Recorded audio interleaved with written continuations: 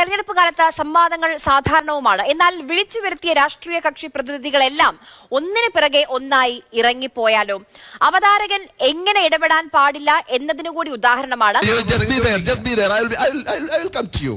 You just wait for your turn. You please wait for your turn.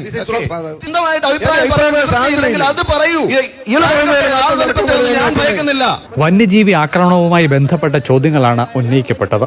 സാക്ഷാൽ PC ജോർജിന് പോലും പിടിച്ചു നിൽക്കാനായില്ല. പോരാത്തതിന് അവതാരകന്റെ നിരന്തര ഇടപെടലും. I am the moderator here. You may please be seated. What moderator? You may please be seated. You are saying? No, you are not. You are uttering absolute nonsense. You please be seated. Body man. You please be seated. Vazhoor സോമനും Sebastian കുളത്തെങ്കിലും അധികം വൈകാതെ സ്ഥലം കാലിയാക്കി. ഒടുവിലെത്തിയ ആന്റോ ആന്റണി സംസാരിച്ചു തുടങ്ങിയതും ദേ വീണ്ടും അവതാരകൻ. നിയമം നടപ്പിലാക്കി നിയമം നിർമ്മിക്കുകയും ചെയ്യുന്ന